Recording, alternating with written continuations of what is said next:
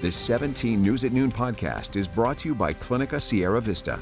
Welcome back to the 17 News at Noon podcast, where we share your news on your schedule. Good afternoon here at noon. Thanks for joining us. I'm Maddie Jansen, in today for Elena Rusk. We're learning more about the rescue of a man who was trapped for days in a ravine between Arvin and Bear Valley Springs before being rescued this weekend. On Tuesday, August 29th, 68-year-old Calvin Smith was driving down Sheep's Trail. It's a steep dirt road between Arvin and Stallion Springs, or Bear Valley Springs, when he crashed his truck and plunged down a cliff. Calvin was ejected and suffered a broken back and ribs. Unable to move, he lay there, praying he would soon be found. That wouldn't happen, though, until Saturday, when two dirt bikers rode by and heard Smith yelling for help. Kern County Fire was called out to the scene, and using a rope and basket system, they pulled him to safety. Although Smith said he's still in a lot of pain, he's getting stronger by the day and he's slowly walking again. He still has a long journey of recovery ahead, though, but he says he is thankful to be alive and surrounded by loved ones. We'll have the full story on his incredible rescue tonight on a special edition of 17 News after the NFL game. A second man has been arrested in connection with a shooting outside the Valley Plaza last month. The shooting happened August 2nd in the parking lot outside the Red Robin restaurant. A woman was wounded and sent to the hospital, and we haven't received an update on her condition. Last Friday, Bakersfield police arrested Abraham Hernandez Morales in Santa Clarita. 53-year-old Joe Garcia was arrested last month. They are both facing charges of aggravated assault with a firearm and attempted murder. A judge has issued a temporary restraining order on a Chino Valley School District policy that has landed the district in court facing the state's attorney general. The district adopted a policy that requires schools notify parents if their child tells staff they identify as transgender. Attorney General Rob Bonta calls it unconstitutional and dangerous. In the first hearing for the lawsuit Wednesday morning, a judge issued a restraining order.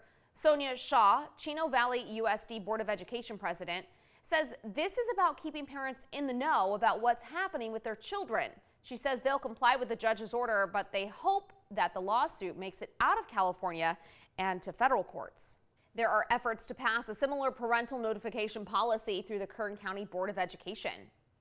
Meanwhile, California is now the first state in the nation to officially recognize a Transgender History Month. Yesterday in Sacramento, lawmakers within the state assembly voted to approve a resolution declaring August Transgender History Month in California. The first official recognition will happen next year. 17 Court Watch now. A man convicted 4 years ago of killing his girlfriend's baby has been resentenced to his original term of 25 years to life in prison.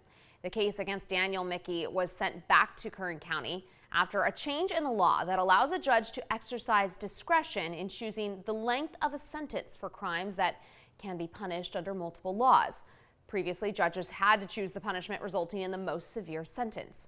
In 2019, a jury found Mickey, 25, guilty of murder and assault in the February 26, 2017 death of Anakin Mickey at a residence in Sand Canyon near Tehachapi.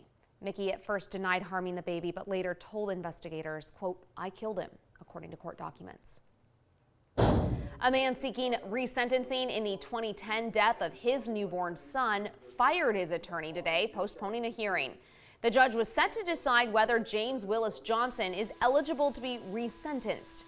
In 2013, Johnson was sentenced to 31 years to life after being convicted of murder in the death of his baby boy Jordan, who had broken arms, legs, and ribs and burns to his genitalia that became infected. Johnson is seeking to have his murder conviction tossed under the 2019 change to the state's felony murder rule, which says a person must actually commit or aid in a killing or have intent to kill during the commission of a crime in order to be charged with murder. Hello, this is Tim Callahan with Clinica Sierra Vista, and we're excited to unveil the Community Health Center of the Future, our comprehensive care center. It's located right across the street from Memorial Hospital. We have every service under one roof, from family medicine, OB/GYN care, dental services for adults and children, behavioral health, and much more. So find your way to better care at Clinica Sierra Vista this year at our comprehensive care center. Visit our website, clinicasierravista.org, for the latest on this project. We'll see you soon. rescuers from across Europe have rushed to a cave in Turkey to save an American researcher trapped around 3,000 feet below the surface after suffering gastrointestinal bleeding. 40-year-old Mark Dickey suddenly became ill during an expedition with a handful of others, including 3 other Americans, in the Morka cave in southern Turkey's Taurus Mountains. A New Jersey-based cave rescue group he is affiliated with says Dickey has been bleeding and losing fluid from his stomach. In a video message from inside the cave, Dickey thanked the caving community and the Turkish government for their efforts to save him. The historic rainfall from Tropical Storm Hillary might trigger a second super bloom. The flower boom will be concentrated in the desert areas, especially in the Mojave area. Botanists say seeds there should already be growing and will likely burst into bloom in just a few weeks. Just make sure to check out road conditions before you go, since Hillary did leave a lasting impact as far as damage on the roads in our desert area. Health Watch this afternoon. The Centers for Disease Control is warning of a rise in cases of RSV among young children in some parts of the country.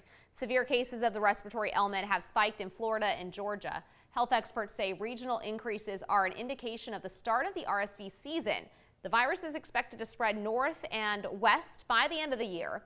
RSV infections can be very serious, especially in young children. Entertainment news now. A new film about the Bakersfield Sound premieres at the Fox Theater tonight. Highway 58, The Children of the Bakersfield Sound, is a new film on Bakersfield's music, culture, post-Buck Owens, post-Merle Haggard.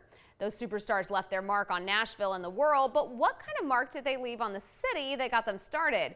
That's the overarching theme of a new film debuting tonight by Toronto/Bakersfield filmmaker Nathaniel Berg. It's an independent film, meaning the budget was low, but the stories were gold. I mean, Bakersfield is such a wild and crazy landscape for stories, new and old. So we put together this film and we tried to get as many people as possible. Highway 58, The Children of the Bakersfield Sound, premieres tonight at 7 p.m. at the Fox Theater. Tickets are $15. Well, in other news this afternoon, the city of Bakersfield's low-cost drive-through dog vaccination clinics are returning to local parks. The first one is happening Saturday at Beach Park from 9 a.m. to noon. It includes vaccine updates and free microchipping.